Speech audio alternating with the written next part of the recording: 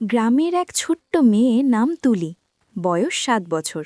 তুলি খুবই হাসি খুশি আর কৌতূহলী। তাদের বাড়ির পেছনে একটি বড় আম গাছ ছিল। গাছটার নিচে খেলতে তুলির খুব ভালো লাগত। একদিন সকালে তুলি আম গাছের নিচে খেলছিল। হঠাৎ সে দেখল একটি ছোট্ট কাঠবিড়ালি গাছ থেকে নেমে তার সামনে এসে দাঁড়ালো। তুলি অবাক হয়ে বলল, আরে তুমি কে? কাঠবিড়ালিটা ল্যাজ নেড়ে কিচিরমিচির করে উঠল। তুলি হেসে বলল, তোমার নাম দি কুটকুট। সেদিন থেকে তুলি আর কুটকুট ভালো বন্ধু হয়ে গেল। একদিন তুলি দেখল আম গাছের নিচে মাটি খালি পড়ে আছে, কোথাও ফুল নেই, গাছ নেই। তুলি একটু চিন্তা করে বলল, কুটকুট, যদি আমরা এখানে একটা সুন্দর বাগান বানাই? কুটকুট খুশিতে লাফ দিল। তুলি ছোট্ট একটা কোদাল নিয়ে এলো। সে মাটি একটু নরম করল।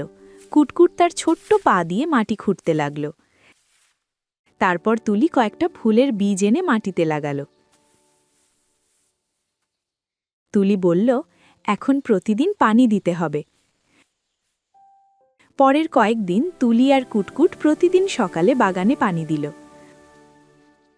কুটকুট গাছের পাতার ওপর বসে পাহারা দিত। কিছুদিন পরে ছোট ছোট সবুজ চারাগাছ বেরোল। তুলি আনন্দে হাততালি দিল, দেখো কুটকুট, আমাদের বাগান। আরও কয়েকদিন পরে লাল, হলুদ আর বেগুনি রঙের সুন্দর ফুল ফুটল। পুরো জায়গাটা খুব সুন্দর হয়ে গেল। তুলির মা একদিন দেখে বললেন, ওহ, কি সুন্দর বাগান।